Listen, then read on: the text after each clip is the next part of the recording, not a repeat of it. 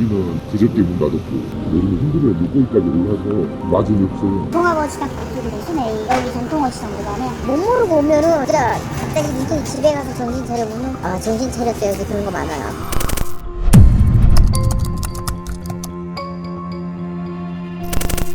평일 점심시간에 찾은 인천 소래포구 종합어시장.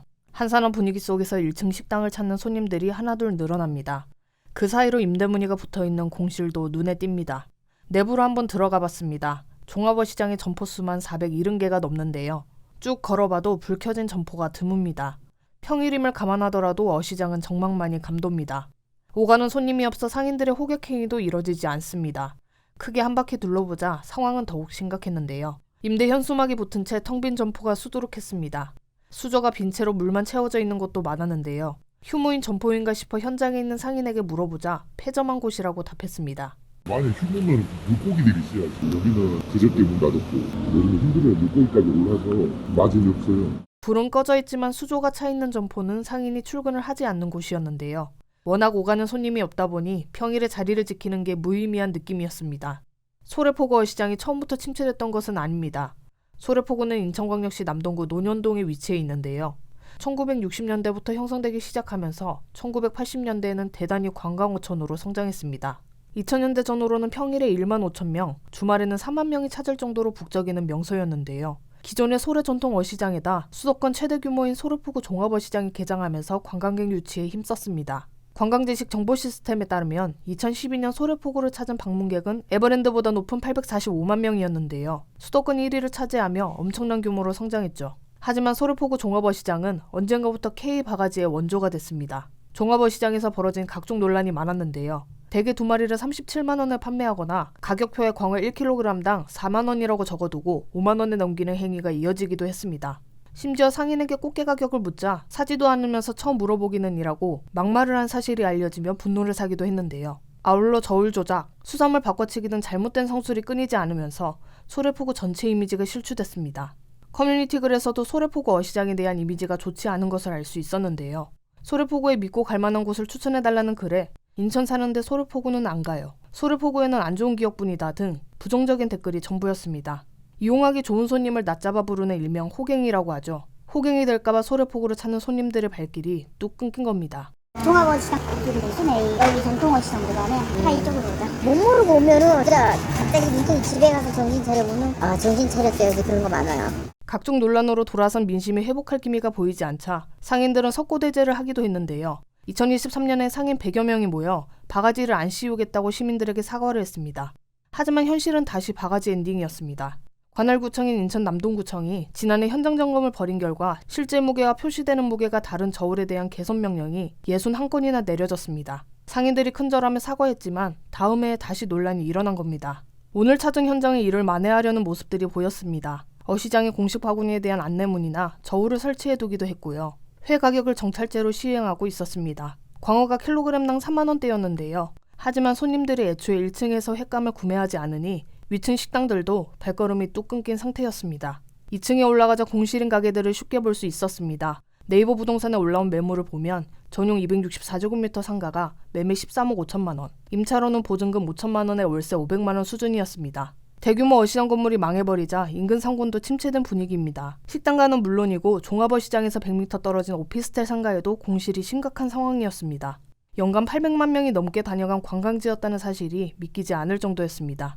종합어시장은 상설시장이기에 구청이 소유한 전통어시장만큼 관리하기는 어렵다는 지적도 있었는데요. 그렇다면 전통어시장을 찾는 손님은 많을까? 직접 찾아가 봤습니다. 2017년 화재로 인해 점포 상당수가 불에 타면서 손실이 컸는데요. 현재 새 단장 후 다시 문을 열고 운영 중입니다.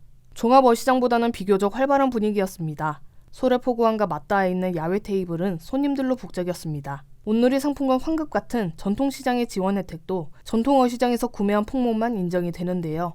그래서인지 해산물을 사러 오거나 식사를 하러 온 방문객들이 많이 보였습니다. 다만 예전처럼 관광객들이 찾는다는 느낌은 없었습니다. 대부분 인근 거주민들이 장보기 위해 찾는 용도로 이용되고 있었는데요. 한때 소래포구는 매년 한국 관광명소의 이름을 올리기도 했었죠. 바가지 상권이라는 오명으로 이미지가 추락하면서 지역 상권에도 크게 악영향을 주고 있었습니다.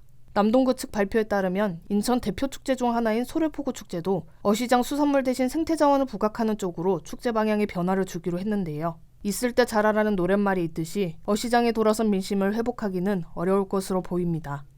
한참 잘 될 때는 제가 가져가는 게 7, 800 그럴 때도 있었어요. 아래에 한 팀, 그 정도에 거의 없다 싶다는 거죠. 이런 건물도 유행이 있는 것 같아요. 주변에 스타필드 분들 있잖아요. 그런 식으로 이제 건물 유행이 바뀌다 보니까 자연스럽게 이제 손님들이 빠지고. 요즘 온라인으로 많이 사잖아. 옛날에 온수하면 2, 300씩 사가고 그랬는데 지금 온수할 때 30만 원, 50만 원 하다니까 객단가가 많이 나가요.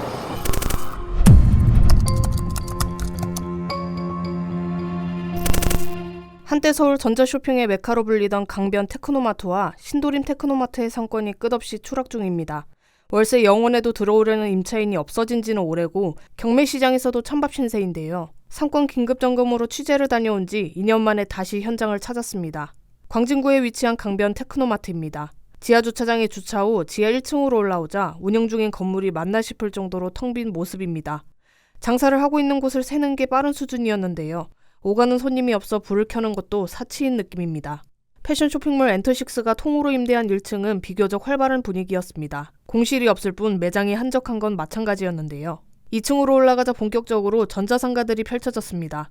조금만 걸어가면 임대 문의를 붙여둔 빈 구자를 볼 수 있었습니다. 8층으로 올라왔습니다. 컴퓨터, 사무기기 등 컴퓨터와 관련된 물품만 판매하거나 서비스 센터로 이용되던 곳입니다. 하지만 현재 컴퓨터 관련 점포는 절반가량으로 줄었습니다. 운영 중인 점포에도 오가는 손님을 찾아볼 수 없었습니다. 한켠에는 새로운 공간이 마련돼 있었는데요. 공실이 늘어나자 점포 주인들이 점포를 묶어 공동임대를 추진하고 있었습니다. 8층은 전체 상가 392곳 중 절반 이상의 공실이었는데요. 약 200곳을 사무실로 재구성했습니다. 테크노마트처럼 한 업종으로 특화된 테마형 집합상가는 집합건물법 28조 등에 따라 업종 전환을 위해서는 소유자 전체 70%의 동의를 받아 관리규약을 변경해야 합니다. 그만큼 까다로운 조건이지만 임대인들도 더 이상 판매 업종만으로 공실을 벗어나기가 어렵다고 판단한 겁니다. 식당가가 있는 9층도 공실이 심각합니다. 테크노마트에 근무하는 직원들이 점심시간에 식당을 찾아 식사를 하지만 그 수요로 버티기는 어려운 상황입니다. 2018년 10월부로 영업을 종료한다는 안내가 붙어 있습니다. 5년째이지만 아직도 이곳은 채워지지 않았습니다. 10층에 있는 영화관으로 올라가 보니 말 그대로 텅 비어 있습니다. 한참 잘 될 때는 제가 가져가는 게 7, 800 그럴 때도 있었어요. 아래에 한 팀, 그 정도에 거의 없다 싶다는 거죠. 이런 건물도 유행이 있는 것 같아요. 주변에 스타필드 분들 있잖아요. 그런 식으로 이제 건물 유행이 바뀌다 보니까 자연스럽게 이제 손님들이 빠지고. 테크노마트가 휴대폰 성지로 인해 인산인해를 이루던 시절이 있었죠. 휴대폰을 판매하던 6층은 전층 중 가장 공실이 없었는데요. 가구를 판매하는 5층으로만 내려와도 분위기는 정반대였습니다. 에스컬레이터 바로 앞 구자도 텅 비어 있습니다. 심지어 자리를 비운 상인도 많았습니다. 말 그대로 손님도 직원도 없는 상황입니다. 이런 현상은 강변 테크노마트만의 문제는 아닙니다. 대부분의 오프라인 전자상가는 쇠락의 길을 걷고 있는데요. 오프라인 매장보다는 가격대가 저렴한 온라인 해외 직구에 많은 소비자들이 눈을 돌리고 있는 탓입니다. 휴대폰, 컴퓨터, 게임기와 같은 전자기기 주요 소비층인 2030을 매장에 끌어들일 요인이 없다는 점도 문제입니다. 월세 없이 관리비 월 25만 원만 부담하면 입점할 수 있는 조건의 점포가 많지만 매달 내야 하는 관리비마저도 부담이 되는 상황입니다. 6층에서 운영하던 삼성전자 서비스센터 강변 테크노센터점도 지난 12월 31일 끝으로 문을 닫았습니다. 구로구 신도림 테크노마트에서 운영하던 삼성전자 서비스센터도 올해 4월 29일부로 폐점한다고 밝혔는데요. 신도림 테크노마트는 인근에 4천 가구가 넘는 주거시설이 있고 신도림역을 중심으로 유동인구만 50만 명에 달하는 곳에 있습니다. 입지가 무색하게 이곳의 공실도 심각한 상황입니다. 요즘 온라인으로 많이 사잖아. 옛날에 온수하면 2, 300씩 사가고 그랬는데 지금 온수할 때 30만 원, 50만 원 하다니까 객단가가 많이 나가요. 다른 데로 옮겨도 특히 잘 된다는 것도 없어가지고 다른 걸 하든가 몸으로 빼고 입주 청소 같은 그런 거 많이 가더라고. 괜찮은 것 같은데 힘이 들어가고. 점포가 수십 차례 유찰 끝에 감정가의 5% 수준으로 경매 낙찰이 되는가 하면 그마저도 연체비를 감당할 수 없어 매각이 취소되는 경우도 이어지고 있는데요. 지난달에는 10층 식당가에 위치한 상가 3곳이 각각 감정가의 4%에서 8% 수준에 낙찰됐습니다. 이 중 건물 면적 200제곱미터 상가의 경우 감정가액이 15억 1천만 원에 달했는데요. 유찰을 거듭하다가 18회차 만에 감정가의 4% 수준인 5,577만 원에 낙찰됐습니다. 감정가가 6억 7천여만 원인 면적 83제곱미터의 구분 상가 역시 감정가의 8%인 5,177만 원에 낙찰됐습니다. 9억 7천만 원짜리 매물도 8차례나 유찰된 끝에 감정가의 5%인 약 5,200만 원 수준의 매각이 이루어졌습니다. 옷가게도 영화관도 있는 대형 몰이지만 테크노마트를 방문한 손님은 극히 일부였는데요. 업종을 불문하고 건물 자체가 죽어버린 느낌이었습니다. 상인들은 테크노마트라는 쇼핑몰이 유행에 뒤처졌고 이제 옛 호황기를 다시 누리기 어렵다고 말합니다. 이제는 전자제품의 성지라는 타이틀을 떼야 할 때인데요. 상권을 살리기 위해서는 경쟁력 있는 새로운 상권으로 변화를 꾀해야 할 것으로 보입니다. 이게 카드 결제 돼요? 카드 안 돼요? 사장님 카드 돼요? 계좌 이체 돼요? 사장님 저희 계산할게요. 기계가 고장났다고요? 그럼 세액은 대략 어느 정도 가격이 형성됐나요? 알 수 있는 것이 없어요. 오늘 여기 땅에서는 광장시장 찾아왔습니다. 여기 지금 살짝만 봐도 사람들 바글바글해. 엄청 많이 모여 있는데 최근 여기 광장시장에서는 팝업 스토어도 열리고 있어요. 그럴 정도로 정말 많은 국내외 관광객들이 찾고 있습니다. 너무 분위기가 또 정겹다 보니까 관광객들이 많이 찾고는 있지만 이 바가지 논란이나 탈세 논란은 아직도 여전하다고 하는데요. 그래서 이 K 관광 성지가 제2의 소래포구처럼 전락하는 게 아니냐 하는 우려도 나오고 있습니다. 그래서 오늘 현장에서는 예전에 바가지 장사로 논란이 됐던 노점상 얼마나 좀 개선됐는지도 한번 살펴보고요. 이 바가지 장사로 인해서 발생하는 문제들에는 뭐가 있는지 좀 한번 돌아보도록 하겠습니다. 저는 광장시장을 방문하는 게 이번이 처음인데요. 이 화제됐던 영상들의 댓글만 봐도 이 광장시장에서 한 번씩은 기분 나쁜 찝찝한 경험이 있으신 것 같더라고요. 이 작년 1월에는 종로 광장시장에서 반성대회가 열리기도 했어요. 이 한 유튜버가 전집에서 바가지를 당했다는 영상이 퍼지면서 이제는 가격도 친절도 위생도 모두 다 잡겠다면서 반성대회를 열었는데요. 근데 이 반성대회 열고 1년 정도가 지금 지났습니다. 지금은 어떨까요? 저희가 떨리는 마음으로 몇 군데를 돌아봤습니다. 지금 평일날 맞지? 이게 카드 결제 돼요? 카드 안 돼요? 사장님 카드 돼요? 계좌 이체 돼요? 이 결론부터 얘기하자면 솔직히 좀 충격이었습니다. 여전히 바가지 장사는 물론이고 현금 결제 유도가 성행하고 있는 모습이었는데요. 예전만큼은 아니지만요. 이 가격 대비 양이 너무 터무니없이 적은 것은 물론이고 카드 결제 대신 현금 결제를 유도하는 노점도 한두 곳이 아니었습니다. 저희가 외국인들이 특히 많이 앉아있는 식당을 방문을 했는데요. 한국어를 읽을 줄 모르는 외국인들을 위해서 이 QR코드를 통해 미리 양과 실물을 확인할 수 있도록 이 종로구청에서 장치를 해놨습니다. 저희가 떡볶이를 시켰는데요. QR코드 사진 속 떡볶이는 총 7개의 떡이 제공됐지만 실제로 저희가 받은 떡볶이의 떡은 6개에 불과했습니다. 그리고 저희가 일반 찹쌀 순대를 주문했는데요. 반 정도는 터진 채로 제공이 됐습니다. 예전에 논란이 됐던 곳도 저희가 다시 한번 방문을 했습니다. 이 유명 유튜버가 제공되는 전의 양이 너무 터무니없이 적다고 공개를 하면서 영업정지를 당했던 곳인데요. 저희가 다시 가보니까 운영을 재개한 상태였습니다. 저희도 과거 유튜브가 주문했던 모듬전을 똑같이 주문했는데요. 역시나 메뉴판에 제공된 양보다는 훨씬 적은 양이 제공됐습니다.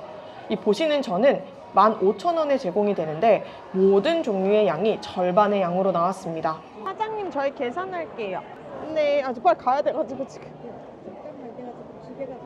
기계가 고장났다고요? 이체는 안 되죠? 이체 안 돼요. 기계 사용이 어렵다면서 현금 결제를 유도하는 모습 역시 확인됐습니다. 반성대회 했는데도 아직은 바가지 장사가 좀 성행하고 있는 모습인데 당연히 상인분들의 문제도 있겠지만 저희가 여기 지금 현장에 와보면서 좀 의문스러운 부분이 있었는데요. 바로 임대료입니다. 이렇게 장사를 하고 도대체 월임대료를 얼마나 지불을 하는 걸까 궁금해서 인근 부동산이랑 상인연합회에 전화를 걸어봤습니다.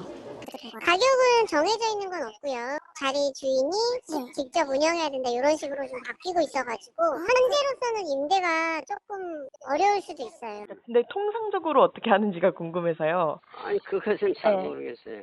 그럼 거기 노점상분들은 사업자 등록은 하고 하시는 거예요? 사업자 등록 있는 사람도 있고 없는 사람도 있고 그래요. 없는 사람도 많아요. 그럼 세액은 대략 어느 정도 가격이 형성됐나요? 알 수 있는 것이 없어요. 그럼 어디에 조금 여쭤볼 수 있을까요? 이 부분은? 만약 그런 경우가 있다라면 그 당사자들한테 물어볼 수밖에 없겠죠. 연합회에서도 그걸 모르고 계시는 거예요? 그런 거는 우리가 알 수가 없다고요. 전혀.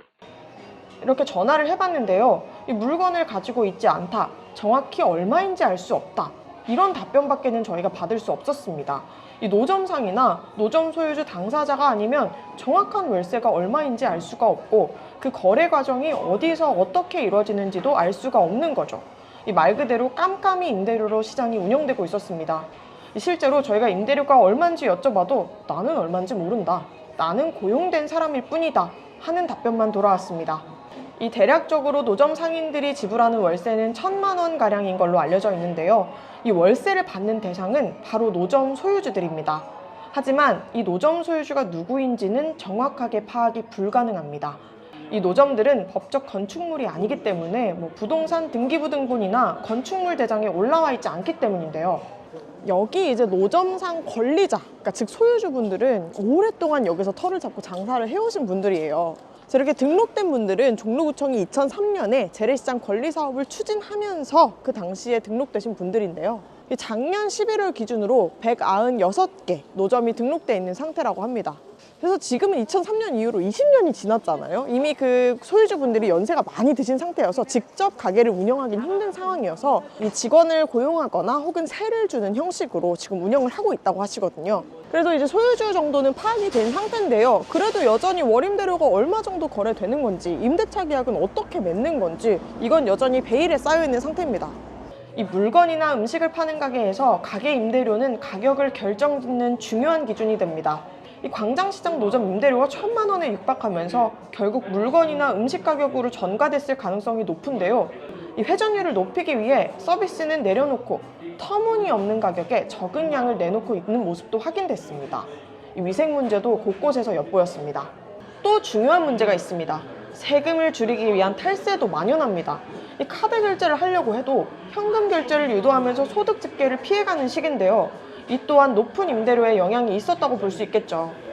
현행 소득세법에 따르면 소매업이나 음식업점을 운영하는 사업자는 전년도 매출이 2,400만 원을 넘으면 신용카드 가맹점 가입이 의무화됩니다.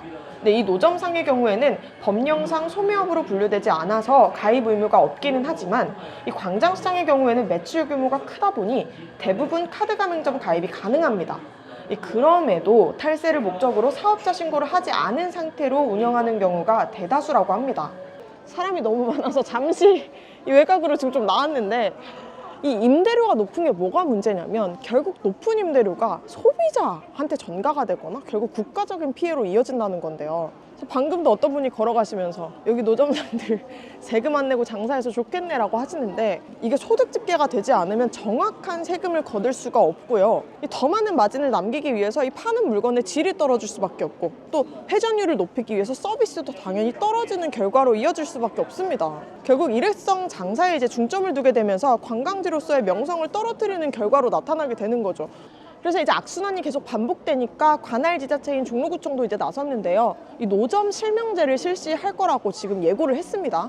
근데 이번이 또 이 실명제 도입이 처음은 아닙니다. 2005년에 한번 종로구청이 한번 실시를 했는데 그때 상인분들의 반발이 너무 커서 무산됐었거든요. 그래서 이번에도 이 실명제가 성공할 거다라고 장담하기는 좀 어려울 것 같아요.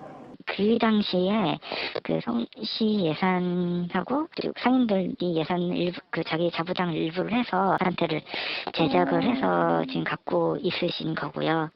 외국인들이 많이 오는 어떻게 보면 관광 상품이기 때문에 사실 이거를 이렇게 단칼에 이렇게 없애버린다 하는 것도 조심스러운 부분이 있는 것도 사실입니다. 네.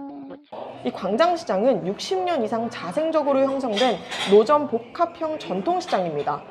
대부분의 노점이 무허가, 무등록 상태로 수십 년간 운영되면서 관행으로 자리 잡은 곳인데요. 이 비공식적인 공간을 공식화하려는 과정에서 상인들과의 마찰이 매우 큽니다. 이 실명제를 도입하게 되면요, 자격 여부나 자리 점유 시기를 가지고 갈등이 발생할 여지도 많고 또 이제 소유주분들의 연세가 많아서 실명제를 등록하게 되면 자리 뺏기는 거 아닌가? 세금만 물게 될 거야 라는 불신이 존재해서 양성화는 아직도 어려울 전망입니다. 이 광장시장이 우리나라 사람들한테는 좀 민심을 잃은 지 오래된 것 같아요. 그럼에도 이렇게 상황인 건 외국인 관광객들이 찾아주고 있기 때문인데요.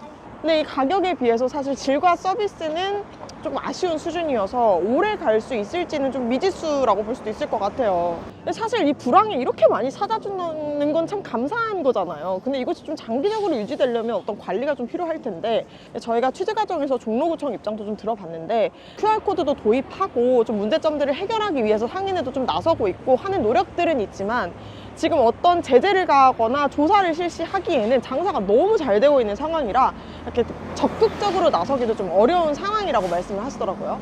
이렇게 넷플릭스에도 소개되고 여러 외국인 관광객들이 찾는 지금 성지가 되어버렸는데, 이게 한철 장사로 전락하지 않도록 깜깜이 임대료도 잡고, 그리고 이 탈세도 확실하게 잡아서 좀 양성화하는 노력이 분명히 필요할 거라고 봅니다.